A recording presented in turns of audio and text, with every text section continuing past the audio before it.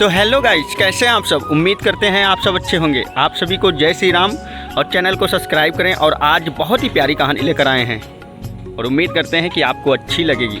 बहुत ही प्यारी कहानी आप सबके बीच में लेकर आए हैं, तो आप सभी से निवेदन करते हैं कि चैनल को सब्सक्राइब कर लीजिए। आइए चलते हैं कहानी की तरफ। एक प्यारा सा गाँव था। उस प्यारे से गाँव में एक गरीब बच्चा रहता था। वो अपने घर की स्थिति को सुधारना चाहता था, लेकिन सुधर नहीं रहा था। बहुत सुधारना चाहता था। इधर उधर काम करके, वर्क करके, थोड़ा बहुत पैसे इकट्ठा करके अपने परिवार को चलाता रहता था। ऐसे ऐसे दिन बीतते गए, लेकिन वो पढ़ा लिखा था। काफ़ी मेहनत भी कर रहा था, पढ़ाई में काफ़ी मेहनत कर रहा था, लेकिन कहीं उसका सिलेक्शन नहीं हो रहा था, कहीं पे उसे जॉब नहीं मिल रही थी। तो एक दिन अचानक उसके पास कॉल आया इंटरव्यू के लिए। अब इंटरव्यू के लिए कॉल आया तो शहर तो जाना पड़ेगा। अब शहर जाए तो जाए कैसे, उसके पास पैसे नहीं थे। कैसे भी करके इधर उधर से कैसे भी करके 50 रुपये का जुगाड़ किया, 50 रुपये इकट्ठा किया और सोचा कि शहर जाने के लिए लमसम 1000 से 500 रुपये तक लगेगा। कोई जान पहचान का मिल जाएगा, उनसे हम मदद मांग लेंगे। लेकिन फिर सोचता था कि जान पहचान वाले जितने भी हैं सबसे तो पैसे तो ले लिए हैं, दोस्तों से भी पैसे ले लिए हैं, और घर में इतनी स्थिति सही नहीं है कि हम घर से कुछ लेकर जाएं, बेच कर या पैसे इकट्ठा कर लें।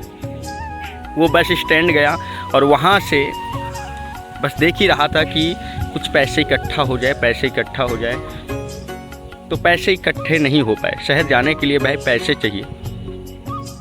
वो सीधा निराश होकर बस से नीचे उतर आया और सामने देखा एक मंदिर दिखाई दिया।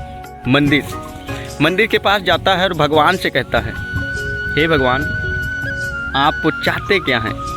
हम इंटरव्यू देने जाएं, अपने घर की स्थिति बाबा हम ठीक करें कि नहीं? अगर आपकी यही मर्जी है कि हम ना जाएं, तो आप हमें अपना सेवक बना लीजिए। या तो कोई रास्ता दिखाइए या तो कोई मार्ग दिखाइए। वो भगवान से निराश होकर मिन्नतें करता है और सामने जैसे सीढ़ी के पास आता है बैठने के लिए, वहीं पर एक फ़कीर बैठकर भीख मांग रहा था। वो उस लड़के से पूछता है फ़कीर कि बेटा क्या चाहिए तुम्हें? वो लड़का कहता है, बाबा रहन दीजिए, बताने से क्या मतलब, कोई मतलब निकलेगा नहीं। तो फ़कीर फिर पूछता है, बेटा क्या चाहिए तुम्हें? तो वो जो बालक होता है, वो लड़का होता है, वो बोलता है कि बाबा हम इंटरव्यू देने के लिए जा रहे थे और हमारे पास पैसे नहीं है, इसी वजह से मंदिर पे बैठ गए हैं, भगवान से प्रार्थना कर रहे थे। वो फ़कीर कहता है कि बेटा तुम्हें कितने पैसे की ज़रूरत है? तो वो बालक बोलता है कि बाबा हमें बस 500 रुपये की ज़रूरत है, हम इंटरव्यू देने जा रहे हैं और आएंगे, कोई अगर मदद कर दे तो आएंगे तो उसे लौटा देंगे। तो वो फ़कीर कहता है कि लो मेरे पास से ले लो 500 रुपये। तो वो बालक कहता है कि बाबा आप स्वयं मांग कर खाते हैं और हम आपका पैसा कैसे ले लूँ? फ़कीर बोलता है कि बेटे हमें 2 वक्त की रोटी की ज़रूरत होती है और हमें मोह माया से कोई मतलब नहीं। ये पैसा वैसे भी मेरे काम की चीज़ नहीं है। अगर इस पैसे से तुम्हारी लाइफ, तुम्हारा परिवार सुधर जाता है तो आप इस पैसे को लेकर जाइए और हम ठीक हैं, आप लेकर जाइए, अपना इंटरव्यू दीजिए। तो निराश होकर दुखी मन से फ़कीर के हाथों से पैसा लेता है वो लड़का और कहता है कि बाबा मैं इंटरव्यू देकर आऊँगा तो आपको पैसा वापस कर दूंगा, कहीं पे नौकरी करने लगूंगा तो आपका पैसा वापस कर दूंगा। फ़कीर कहता है कि बच्चा तू जा, हम यहीं पे मिलेंगे, चाहे जब आइएगा। वो बाबा से पैसा लेकर, फ़कीर से पैसा लेकर निकल जाता है इंटरव्यू के लिए। और किस्मत इतनी अच्छी थी कि इंटरव्यू में सिलेक्शन हो जाती है, उसे नौकरी मिल जाती है।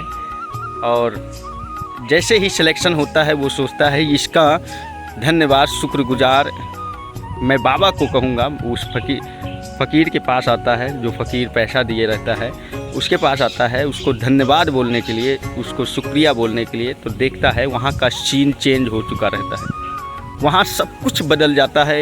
एक पेड़ के नीचे काफ़ी भीड़ इकट्ठा होती है। वो दौड़ा दौड़ा उसके पास जाता है और देखता है कि वही फ़कीर जिन्होंने मदद की थी 500 रुपये देकर, वही फ़कीर मरा पड़ा है। किसी ने कहा कि शायद इसके पास दवा के पैसे नहीं होंगे, इसी वजह से आज दवा नहीं खाई। और किसी ने कहा कि शायद वैसे भी ऐसे लोग मर गए किसी काम के नहीं होते। किसी ने कहा कि शायद बाबा के पास दवा के पैसे नहीं थे, इसीलिए ये दवा नहीं ले पाए और मर गए। इस कहानी से ये सीख मिलती है कि अगर आप दूसरों की मदद करेंगे, दूसरों के ऊपर दया दिखाएंगे, तो भगवान आपके ऊपर दया जरूर दिखाएगा, भगवान आपकी मदद जरूर करेगा। और बिना सोचे समझे किसी की औकात और किसी की अहमियत नहीं बताई जा सकती है। बिना देखे किसी की औकात, किसी की अहमियत नहीं बताई जा सकती है। तो कृपया कोई भी कार्य करने से पहले, कुछ भी गलत करने से पहले आप सोच लो, उस चीज़ को समझ लो, तब उस कार्य को करो। अगर वो फ़कीर उस लड़के की मदद नहीं करता तो आज वो लड़का वहीं के वहीं रह जाता। इसमें दो चीज़ें हैं, एक भगवान के ऊपर विश्वास करना और दूसरी एक सही इंसान को समझना, सही इंसान की पहचान करना।